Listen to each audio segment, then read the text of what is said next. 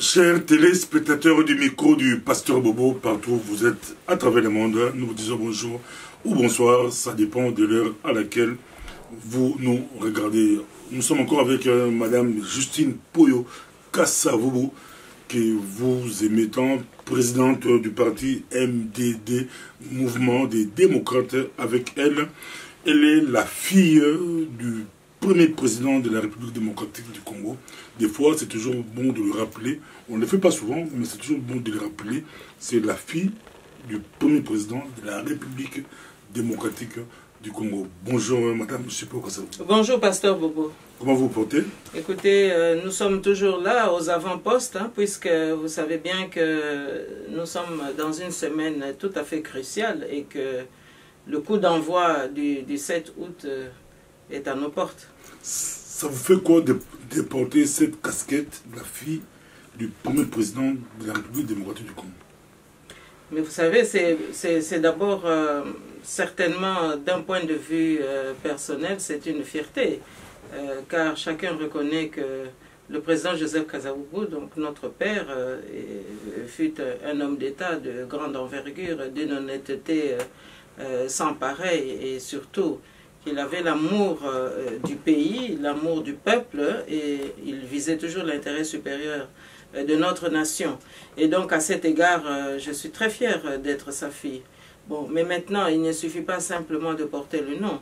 Encore faut-il justifier ce nom par un engagement, par un sens de responsabilité. Et donc, pour moi, c'est un devoir de défendre aujourd'hui la nation qui est vraiment en danger, d'autant plus que les promesses que nos parents avaient faites au 30 juin 60, le pays s'en est éloigné. Et donc, j'ai vraiment le double devoir aujourd'hui de me battre aux côtés de notre peuple et de résister aux côtés de tous nos compatriotes. En politique, les noms, c'est très important. En politique, on voit au Congo, on voit deux rassemblements. Rassemblement et le Tshisekedi et rassemblement et le Kassavubu. On ne comprend pas au juste jeu des mots, calcul politique ou politicien, quoi. On vous donne la parole, madame. Écoutez, merci beaucoup de me donner cette opportunité parce que il y a quelque temps, je croyais que cela suffisait de préciser tout simplement que, selon notre entendement, nous croyons que la référence qui avait été faite à une aile du rassemblement Kassavubu, c'était tout simplement un raccourci pour rappeler que la dissidence en question était localisée dans ces bâtiments et dans ces bureaux dans la commune qui porte le nom de notre père. Alors je vois que au fil des mois, il y a eu une persistance à créer une confusion parce que nous sommes passés maintenant du simple constat, je dirais même géographique, à une volonté politique délibérée d'installer une confusion. Alors, je m'insurge contre cette confusion parce que, en général, lorsque on se réfère au nom d'une personnalité, c'est parce qu'il y a un passé important, c'est parce qu'il y a un impact dans la nation. Mais ici, il n'en est rien. Le rassemblement qui veut emprunter le nom de Kassavubu pour se distinguer, eh bien, c'est le rassemblement où on retrouve M. Lengakoy qui vient encore de créer une nouvelle polémique en acceptant d'être désigné, soi-disant, un conseil de suivi de ces accords que nous décrions. Donc, moi, je demande que les Congolais soient vigilants. Je ne suis impliqué en rien dans ce rassemblement et j'exige aujourd'hui qu'on mette fin à cette confusion. Il n'est pas question de continuer à dire le rassemblement Kassavubu parce que, d'abord, moi je suis femme politique, je suis en activité politique. Alors, à partir du moment où le nom dont on évoque l'insistance, eh bien, il y a un acteur politique qui porte ce nom, mais on est obligé de facto de faire la distinction et d'éviter cette confusion. Et donc, il n'est pas normal aujourd'hui de continuer à dire Rassemblement Kassavubu parce qu'il y a un Kassavubu, femme d'État, qui lutte, qui est dans le jeu politique.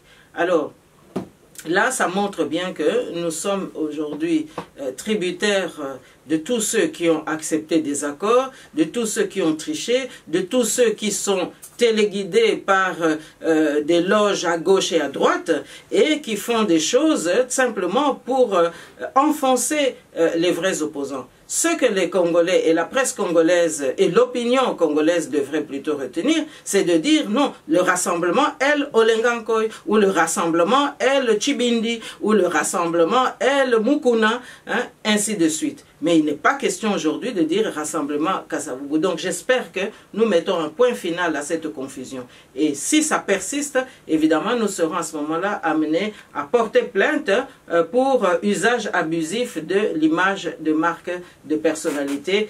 Et j'irai même plus loin, d'image abusive du nom et du nom de Kasavubu. Parce qu'à ce moment-là, on peut encore continuer à épiloguer et à faire des amalgames puisque, évidemment, Joseph Kasavubu est né, en tout cas, a vécu dans cette commune, a mené sa lutte dans cette commune qui porte ce nom. Et donc, je pense que les acteurs actuels sont loin de ce mérite-là. Ils sont loin de cette honorabilité-là. Et donc, je pense qu'il serait bien inspiré aujourd'hui de garder beaucoup d'humilité et d'assumer leur turpitude en portant le nom qui leur convient. D'aucuns pourront vous rétorquer, 57 ans après, vous pouvez peut-être être fier du nom de Kasavubu, continue à séduire, à attirer. Mais écoutez, vous savez que le temps est toujours le meilleur conseiller par rapport aux mensonges et par rapport aux falsifications de l'histoire.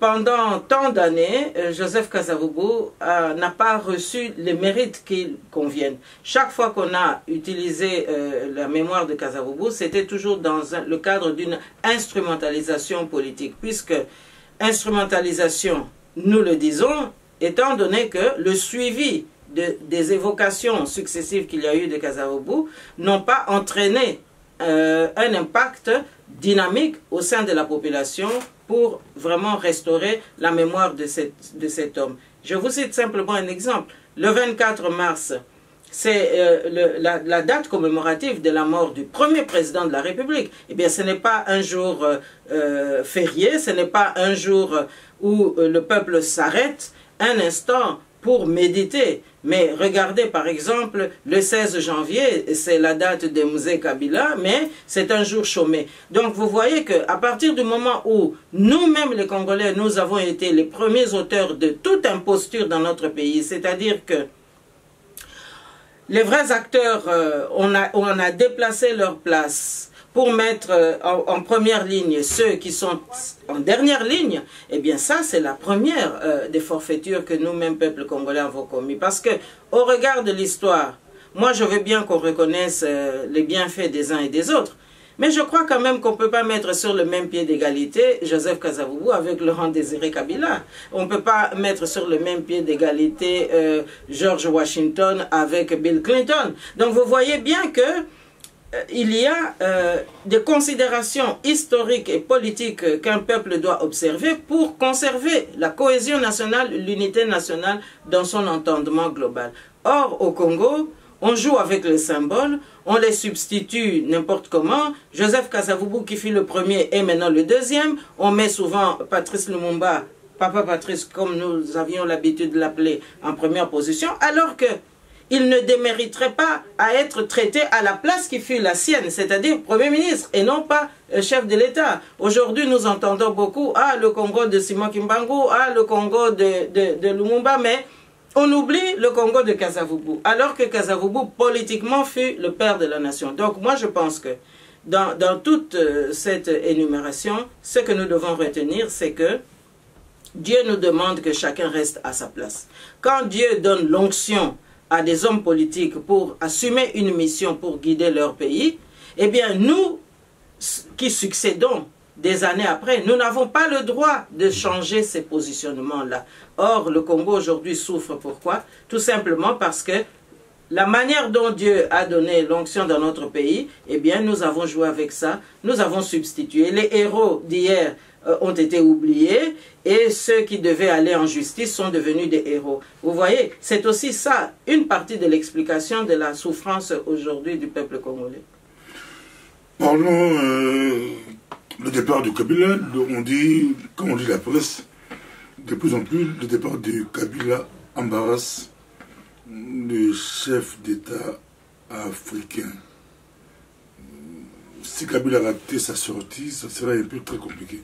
Selon vous, c'est quoi réussir sa sortie ou c'est quoi rater sa sortie? Mais écoutez, moi je ne veux pas entrer dans des considérations de mérite, hein, parce que nous avons essayé affaire à un tortionnaire, à un sanguinaire, à quelqu'un dont la mission était de diligenter l'extermination de la congolité. Et donc, pour moi, la préoccupation, ce n'est pas qu'il réussisse sa sortie. Parce que s'il devait réussir sa sortie, la meilleure manière de le faire, c'était de respecter la Constitution. Parce que la Constitution avait toléré sa présence, entre guillemets, et il n'a pas respecté cette Constitution. C'est-à-dire qu'il a complètement méprisé le peuple congolais.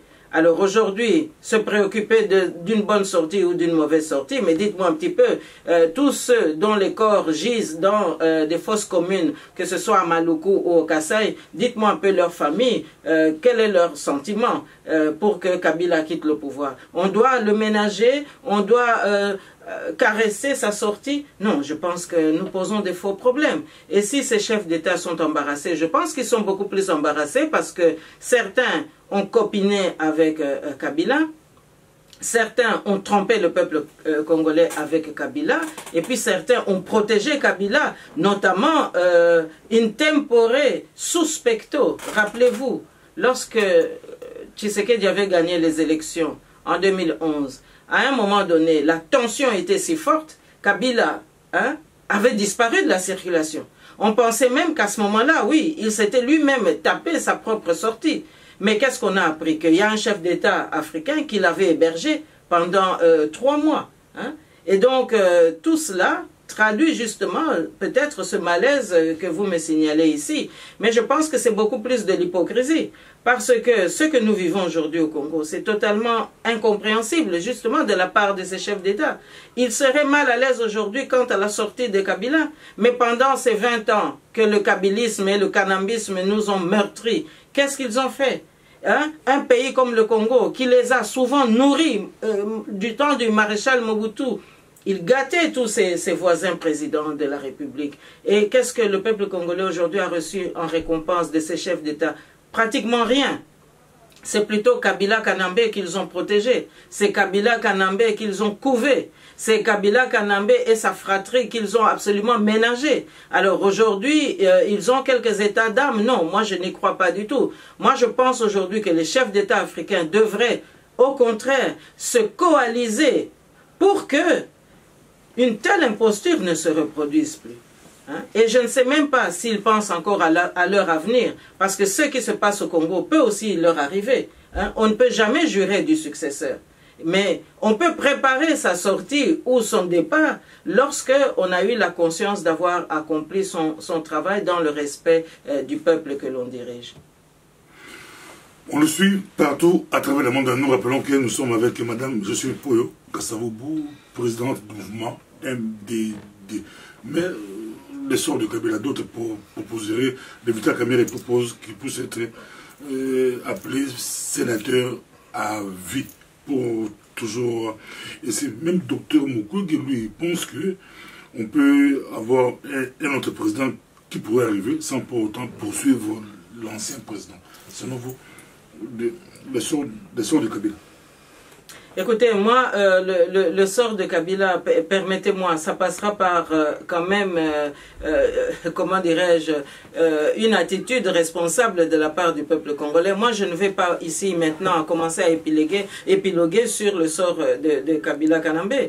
Regardez toutes les injustices qui nous touchent tous en tant que peuple depuis qu'il est là.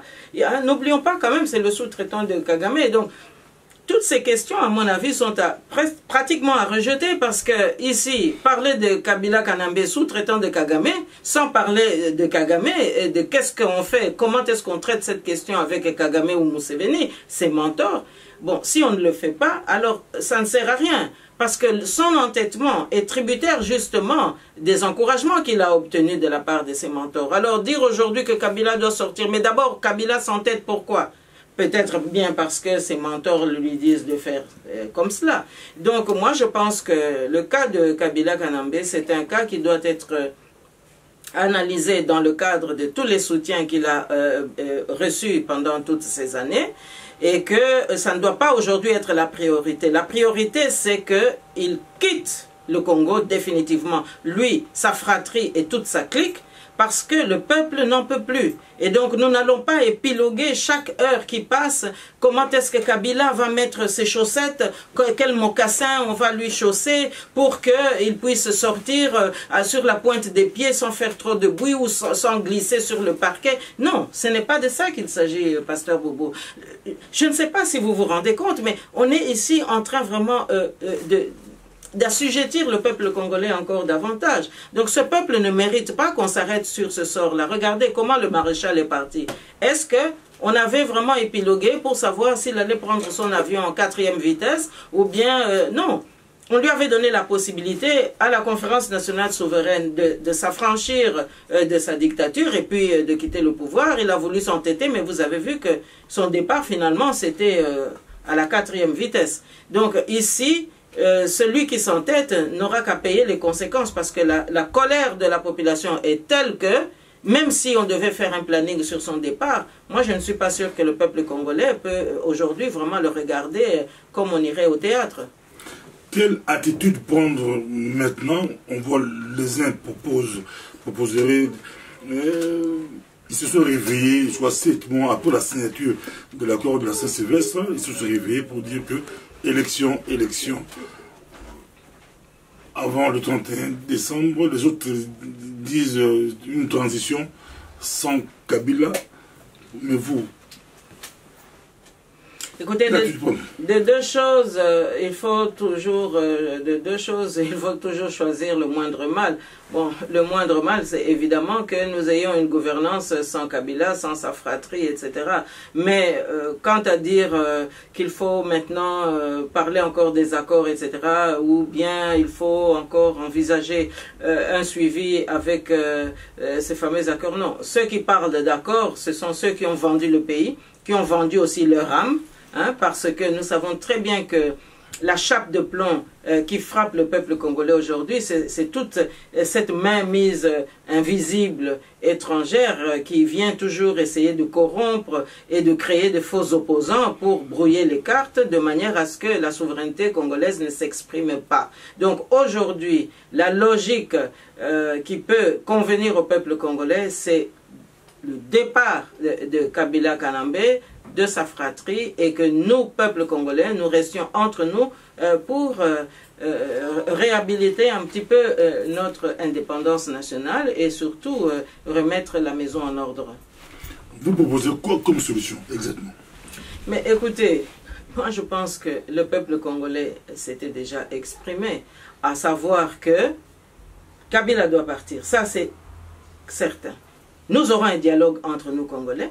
Et d'ailleurs, la diaspora est en train de faire un formidable travail dans ce sens, c'est-à-dire en ranimant tout le patriotisme, en ravivant toute la résistance de manière à ce que nous puissions nous mettre ensemble et définir les modalités de l'application d'une gouvernance collégiale, d'une gouvernance collective et d'une gouvernance congolaise. Donc c'est de cela qu'il s'agit. Il n'y a pas de magie. Nous avons une constitution qui a été bafouée, mais nous avons des références constitutionnelles qui sont là, qui ne demandent qu'à être appliquées, et donc nous n'avons pas une panne en cette matière. Donc nous devons simplement être débarrassés de Kabila Kanambe. C'est quand même ça le vrai problème. Hein? Nous devons être débarrassés de Kabila Kanambe. Les propositions sont là, les plans sont là, les partis politiques responsables ont des programmes. La synthèse sera facile à obtenir puisqu'il y a de plus en plus de conclaves qui se tiennent à cet égard. Donc on ne doit pas aujourd'hui considérer que le peuple congolais est un peuple qui n'a absolument aucune vision, loin de là. Comment réagissez-vous quand une certaine presse déclare que en face de Kabila, il n'y a pas d'opposant, il n'y a rien? Il n'y a qu'un seul opposant qui est en exil, c'est Moïse Katumbi. Au niveau du pays, il n'y a personne. En dehors, il n'y a qu'un seul opposant qui peut faire face à Kabila. Peut-être qu'il a l'argent, il a tout, c'est lui qui peut faire Non, non, quand vous dites cela, ça veut dire que ce sont des gens qui ont touché l'argent. Moi, je vais vous dire un petit peu ce qui se passe quand même.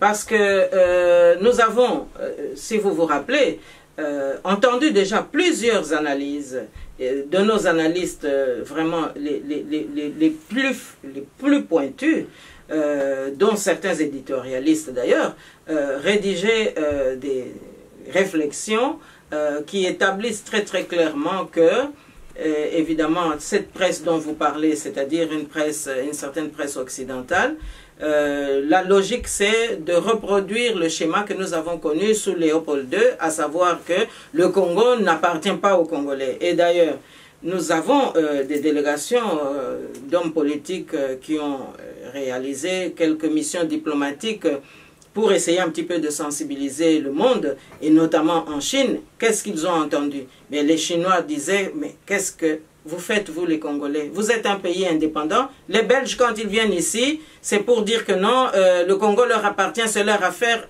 que nous, on ne doit pas toucher.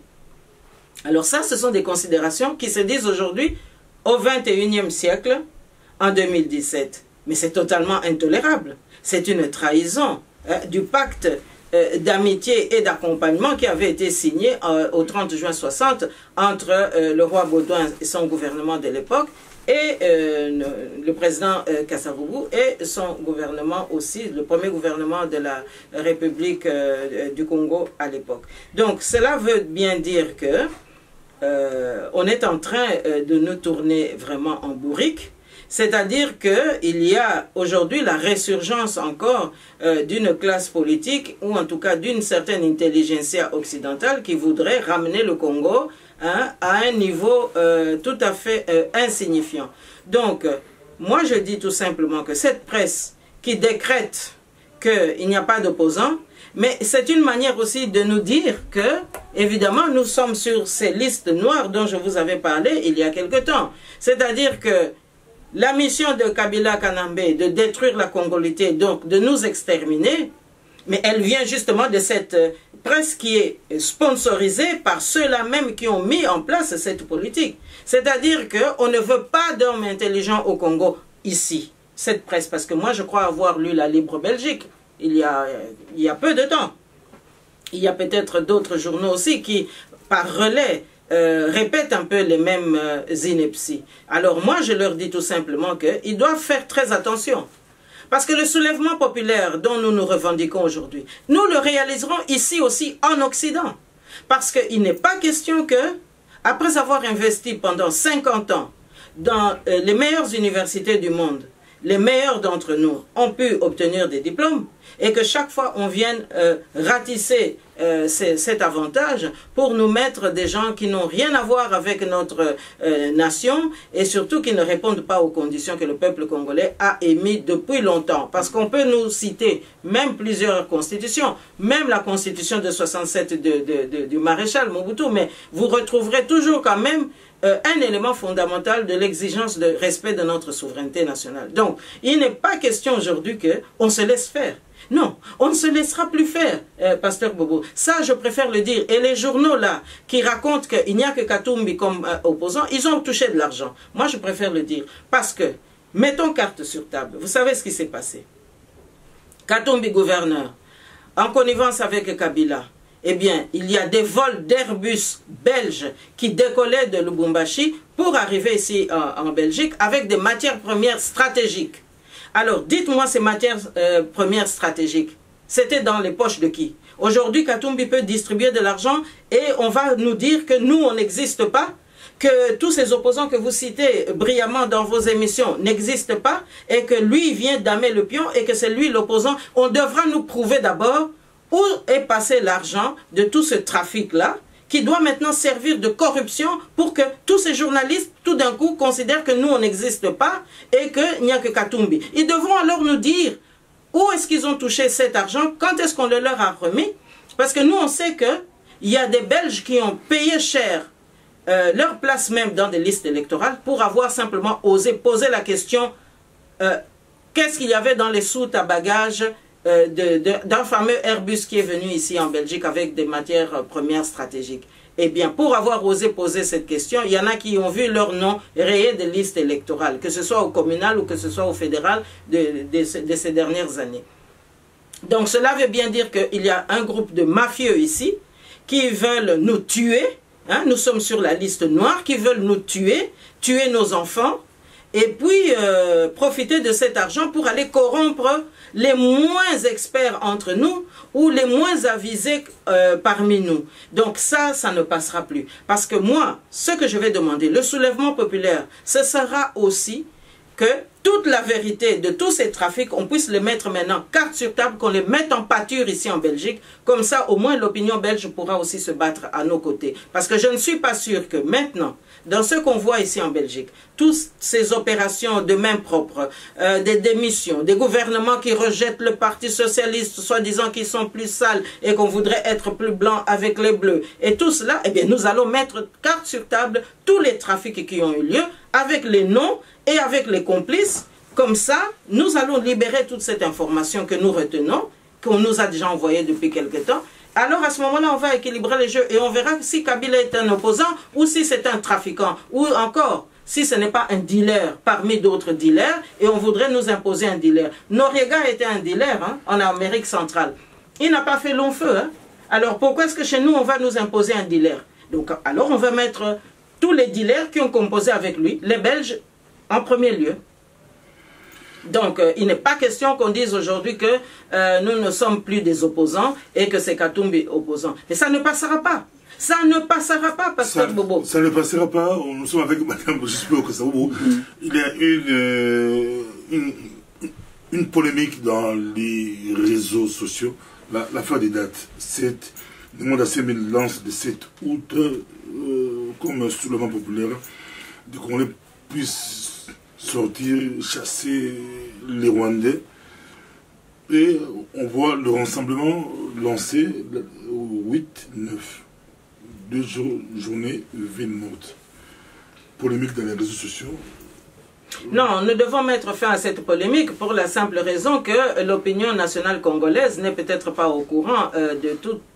Justement, ces mafioseries qui ont eu lieu. C'est-à-dire que le rassemblement, dans le rassemblement ont été achetés. Beaucoup aussi sont des pions. Hein? Alors qu'on ne nous oblige pas à nous dire qui est le Belge derrière un Kamitatou ou qui est le Belge derrière un, je ne sais pas, un Mununga ou qui est le Belge derrière un Chibala, etc. Mais nous savons très bien qui répond de qui au sein de ces rassemblements ou de ces ramifications. Donc, qu'on ne nous oblige pas à le faire. Parce que moi, je persiste... La date du 8-9... La date du 8... Oui, c'est pour semer la confusion. Et c'est pour atténuer l'impact du 7 août tel que parmi nous, beaucoup l'ont souhaité. Et comme Nemandansé, mais sur le terrain, l'a exprimé aussi. Donc, c'est de nouveau... tous ceux qui ont voulu que, dès l'origine, qu'on puisse éteindre la lueur qui vient toujours du Bas-Congo, parce que c'est une lueur décisive, c'est une lueur qui a un impact, c'est une lueur spirituelle, parce qu'à l'origine de notre pays, il y a justement cet éveil, cette sève, cette onction que Dieu a donnée, et qui est venu à travers la terre du Bas-Congo, ou du Congo central si vous préférez. Et donc chaque fois qu'il y a une velléité qui s'annonce à partir de cette terre-là, eh bien vous voyez toujours des affairistes, vous voyez toujours des colonialistes hein, essayer de trouver des subterfuges pour étouffer cela. Donc ça revient exactement du même jeu. Donc ceux qui veulent que après le 7, que ce soit ou des villes mortes, mais ils ont été achetés. Ils ont été achetés et ils ne répondent pas de notre spiritualité. Ils ont déjà d'autres types d'engagements. Ils ont des pactes. Ils ont déjà promis de liquider notre pays définitivement. Et donc moi je demande au peuple congolais, je demande à tous les résistants, je demande à tous les patriotes que le 7 août, non seulement c'est un début, mais ça doit être une pérennité. Nous irons au finish. Il n'est pas question que le 7 on s'exprime, ou que le 7 on dise des choses, ou que le 7 on puisse brandir des messages. Mais le 7 sera le début d'un long mouvement, d'un long processus pour que effectivement on mette hors d'état de nuire tous ceux qui ont créé toutes ces misères dans notre pays. Et pas seulement au Congo, mais également en diaspora. Partout où il y a une communauté congolaise, nous connaissons les sponsors potentiels ou réels de ceux qui sèment la pagaille. Eh bien, nous ferons aussi du soulèvement pour que ces sponsors-là soient secoués. Un événement s'est passé à Paris, mais on ne vous a pas écouté commenter là-dessus. Tous les médias occidentaux en ont parlé. Parce que comme Trump aussi était à Paris, l'annulation du concert des héritiers Watanabe, et la révolte, si on pourra dire entre guillemets, la révolte des combattants à Paris.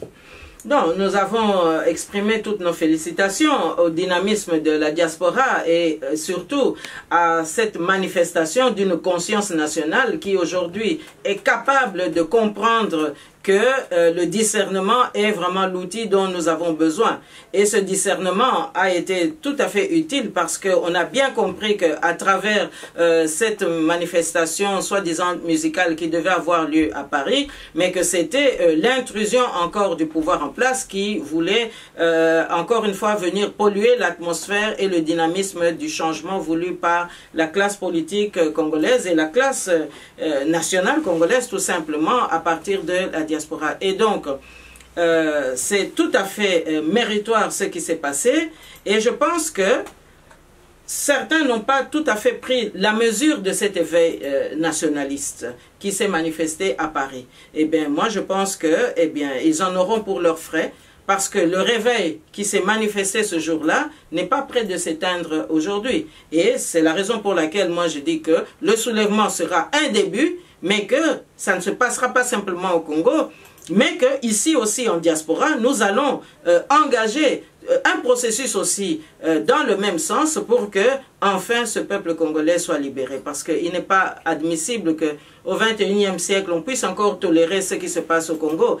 Et c'est même un scandale parce que vous expliquiez tout à l'heure que les chefs d'État africains étaient un peu dans le malaise, mais je pense qu'il faut les renvoyer à leur conscience, hein, parce que avoir toléré 20 ans un imposteur à la tête du pays et lui avoir réservé tout ce traitement de faveur auquel on a assisté, eh bien, ça devrait aussi leur poser un problème de conscience parce que le Congo qui va mal, c'est toute l'Afrique qui va mal. On le voit bien aujourd'hui. Et donc, ça devrait maintenant instruire tout un chacun de manière à ce que on se décide quand même une fois pour toutes que cette Afrique que nous voulons développer, ce n'est pas simplement avec un repli sur soi, mais c'est aussi en reconsidérant tout ce qui a été négligé jusqu'ici.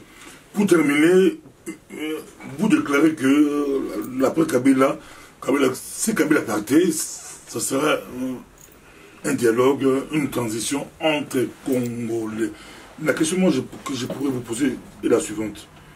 Est-ce que le départ de Kabila va résoudre le problème de l'occupation de notre pays, la République démocratique du Congo? Si oui, comment? Sinon, comment? Mais vous savez, là, vous soulevez une question à ramification. Parce que le départ de Kabila sous cet angle-là, cela veut dire qu'on tienne compte de la position que nous allons défendre vis-à-vis de ceux qui ont soutenu cette imposture, cette occupation. Et si on dit occupation, agression ou infiltration, cela veut dire que notre pays a été pénétré par des armées étrangères qui ont été soutenues de l'extérieur. Et le Rwanda en est vraiment le meilleur exemple. Donc cela veut dire que si le Rwanda a eu des soutiens pour entrer dans notre pays et puis pour piller notre pays et continuer à le faire aujourd'hui, cela veut dire que les complicités occidentales du Rwanda ont été sur la table. Alors cela veut dire que nous devons traiter le problème du Congo dans sa globalité. Il ne faut pas que nous négligions le soutien dont Kagame a bénéficié. Qui a pu accepter que Kagame fasse cela, si ce n'est au bénéfice de ceux qui tiraient profit justement de tous ces trafics que je vous ai expliqué ici il y a un instant. Et donc nous devons aussi avoir un langage clair avec la Belgique, parce que moi je vous le dis encore une fois, Kabila n'est pas encore lâché et c'est la Belgique qui a été le premier promoteur de la présence de Kanambe chez nous. Mais la Belgique a aussi soutenu Kagame. Et donc, quel sera notre cahier des charges par rapport à la Belgique? Nous devrons avoir un langage clair avec les Belges, un dialogue, pour le dire très clairement. Et c'est ce que j'avais déjà préconisé il y a quelque temps. Parce qu'aujourd'hui, il nous revient justement que le soutien de Kagame est encore un soutien réel, et ça part à partir de la Belgique. Hein. Donc, il va falloir que nous mettions carte sur table et que le Congo exige justement ce face-à-face de manière à ce que la Belgique nous dise clairement qu'est-ce qu'elle cherche, qu'est-ce qu'elle veut. Parce qu'on n'acceptera plus cela. Ce n'est pas possible. Écoutez, nos parents, qu'on disait des évolués, c'est-à-dire des moitiés instruits, disait-on, ont réussi à arracher l'indépendance. Alors, 50 ans après, nous qui sommes totalement instruits, même très instruits, avec une expertise vraiment à tous égards, mais on ne va pas nous imposer une domination ad vitam aeternam. On ne va pas nous recoloniser. Cela n'est pas possible. Parce qu'alors, à ce moment-là, nous allons maintenant déballer toutes les batteries hein, qui sont à notre disposition. Hein, et non des moindres. Merci beaucoup. Nous arrivons à la fin, mais je pourrais toujours vous donner une minute si vous avez un message à donner à la diaspora congolaise. On le suit partout. Si vous avez un message à donner aux Congolais de la diaspora qui de plus en plus vous suivent. Mais je dirais tout simplement, mes chers compatriotes, mes chers frères, mes sœurs, je vous suis moi aussi. Et je vous encourage parce qu'il y a parmi vous de nombreux courageux. Bozali mingi penza bozali ko bunda na pesi bino penza longonya na oyo pe toza komona mikolo yo ezala ba mama okomona kuna soki bayoki likambo boye bangwa na babimi bake ko limbola ezala kuna ba combattant bangwa na babimi bake ko limboza ko tika likambo moko te eleka na yango penza naza kopesa bino longonya kasi sikoyo longonya wana biso nyonso to lata ilamba wana naza ko yebisa bino soulèvement populaire wana to landa yango bandeko na ngai. Bomoni, le 4 janvier 59, soulèvement moko et salamake. Le 16 février 82, ezala ki pe soulèvement moussous. Oyambalo le 7, botala teke o e bimaki na monoko ya nemondansemi. Mais botala, Nzambe a utilisé nani pona telemisa biso.